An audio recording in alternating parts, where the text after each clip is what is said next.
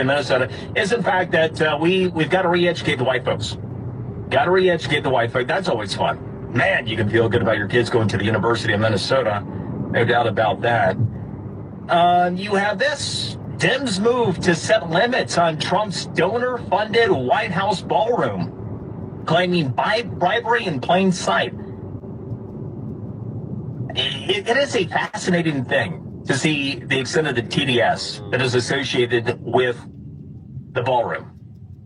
It is one of the more remarkable things, actually, the extent to which your leftists are obsessing over the ballroom that President Trump is constructing. So yes, there's big concern because, Google and Apple and Meta are among corporate donors that have contributed to the ballroom. Well, hold on. Aren't Google, Apple, and Meta all companies that had worked hand in glove with the Biden administration to do all kinds of pretty awful things against Trump and conservatives generally, up to and including deplatforming at times? These people can't help themselves. Nah, they all tapped in. They all tapped in for the same purpose, heading to the New World Order. So yes, you have the news that's happened over the past day that you have New York prosecutor Letitia James and James Comey. Good old tall tales James Comey that had their cases thrown out on a technicality because the prosecutor who brought them is said to not have been properly appointed. So those, not only is there going to be an appeal on those cases, but likely to end up having some kind of accountability somewhere along the lines here. But yes, Letitia James taking her victory lap. You also have stories, one of my favorites, Sean Duffy, Transportation Secretary Sean Duffy. If you are hitting the airport, you're on the move, you're flying for Thanksgiving, no more pajamas. Duffy wants you to stop wearing pajamas on airplanes. He's talking about bringing civility back. It's time to make civility great again. And that means no more PJs on the airplane, among other things. We'll have some fun with that later in the show. But where I wanted to start is with unprecedented peace that first happened in the Middle East. And now what we're seeing with Russia, Ukraine. President Trump is a historic uniter. He's a historic uniter. People are like, oh, but you always had those mean tweets and now the mean truth posts. They're mean bad orangemen.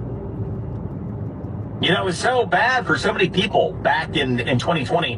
My joke after the fact was that you had people that were so riddled with TDS, it'd be like, oh, mean Trump tweets, give me Joe Biden. And that would be like a guy. You get all high-pitched and was so upset about the mean Trump tweets, so he went for Biden. Then realized, elections have consequences. Let's talk about what's real. As a lot of people get so caught up in the rhetoric while underappreciating the reality. We do have a window of history, a window of time of unprecedented peace that's unfolding before our eyes this year. I mean, what we've witnessed already is unprecedented. What you've been witnessing is history. What we've already seen, something I never thought would happen. I thought for sure there would be zero chance that Hamas would surrender and release the remaining 20 hostages alive with Israel. Never thought that was going to happen. Never thought had a chance of recovering all of them alive. The ones that we knew to be alive at that point. That happened. And it wasn't just when over a month ago you had that Hamas-Israel peace accord. It was how Trump did it and how he continues bringing countries together. That peace accord that was signed last month in Egypt, that ratified that deal. You take a look at everybody who came together in Egypt to be part of that. You had Algeria, Bahrain, Bangladesh, Canada, Egypt, France, Germany, Indonesia, Italy, Japan, Jordan, Kuwait, Malaysia, Maldives, Morocco, the Netherlands, Nigeria, Norway, Oman, Pakistan. You have the PLO that was actually there, Palestinian Authority, Qatar, Saudi Arabia, Senegal, Somalia, Spain, Sudan, Sweden, Switzerland, Tunisia, Turkey, the United Arab Emirates, the United Kingdom, and the United States. Think about all of those different countries that came together in the name of peace between Israel and Hamas. Who else in the world would have been able to unite so many varied countries? Yep, because they all a part of the beast system. Towards the UN. There's nothing unified about the UN. That place is an absolute disaster. So that day was a truly historic day. And what you've seen since, because you had all the naysayers at the time saying, what? No, there's no way that Israel-Hamas truce was going to hold, right? Well, here we are. What has it been 5-6 weeks at this point? It's held together. It's held together. And now, the final major peace for unprecedented peace appears to be coming together with Russia and Ukraine. And the key to all of this, you talk about peace through strength. When you take a look at how we got to this point, it was all about strength. It was all about overcoming all the perceptions of weakness, not just from the Biden administration, because Trump always had credibility on foreign policy matters, at least from his first administration. You know, one of the great ironies, I remember this back during the 2016 election cycle, when you would have Hillary Clinton and company warning about Trump having access to nuclear bombs.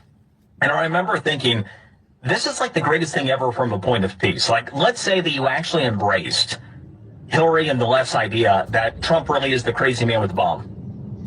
If you're a bad actor anywhere around the world, and you really do believe that Trump is the crazy man with the bomb, are you more or less likely to act poorly? I mean, what's the most likely outcome of that? There's no want to. Will Trump be the one that usher in World War III? All the way back then. That ran on what? Bombing the blank out of ISIS. Remember, because we had the ISIS caliphate that occurred, and then all the ISIS-inspired attacks here in the United States. And the situation has kept getting worse and worse because of the weakness of Obama back then. It was, Obama calling on the Muslim Brotherhood to rise up, and they did. And all the terror organizations around the world, Islamic terror groups, like, hey. And ISIS ended up becoming strong. They got the caliphate. They did all that. And then what happened? Trump got into office. He bombed the blank out of ISIS. And that was the end of it. You didn't hear anything about ISIS or Islamic terror really again until the Biden administration. And then look at that. The weakness allowed back to pop back up. And we had to deal with some of those issues again. Well, when you take a look at what set up what we're seeing right now, the peace that's happened with Israel-Hamas, but the peace that we're on potentially the brink of with Russia and Ukraine, it's a big question mark because, I mean, look, you can trust Putin as far as you can throw him, but in the grand scheme of things, is Putin necessarily worse than Hamas? Probably not. So there's that. But anyway, my lead story. So they saying Hamas is worse than Putin. On the situation with Israel and Iran at that point. Write a story, President Trump dropped the MOPs, and the world is on the brink of unprecedented peace. It was at that moment where I thought it was crystal clear that we were going to begin to see unprecedented peace.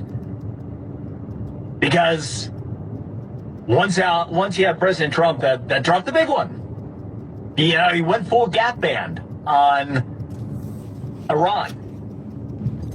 It might sound odd to talk about unprecedented peace coming out of dropping MOPs. With wars that have been raging at that point, Ukraine, Russia, Israel, Hamas, at that point, Israel and Iran. But when Trump deployed the most destructive non-nuclear bombs on the planet, he set the stage for unprecedented peace. based on the precision of the attack, the limited nature of it, the perceived success,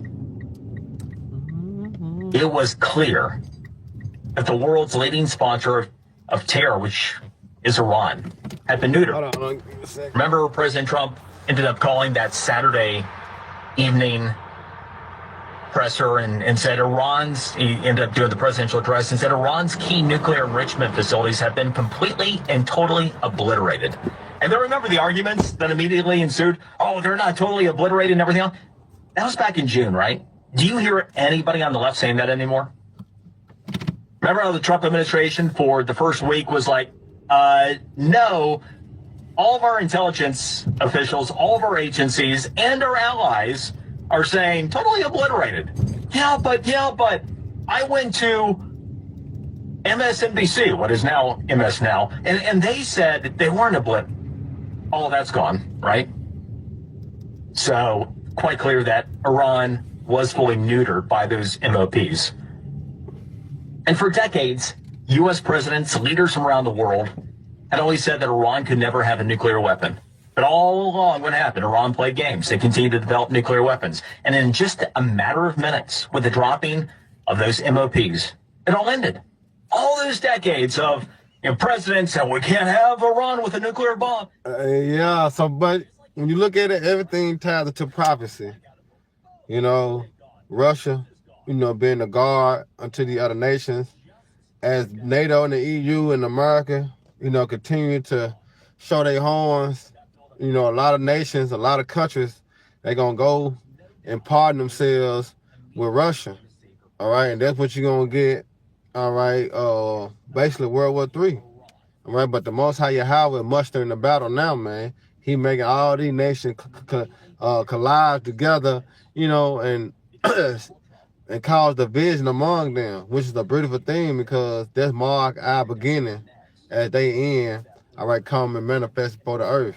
So Lord willing, y'all brothers to the edified, me and the priest, Ayash from Mississippi, we're going to go live around about 6:30. So Lord willing, y'all can tune in to then. The next time, Shalom, Baba, Raka Akim, may the Lord team bless y'all day. There's another installment of radio station edification.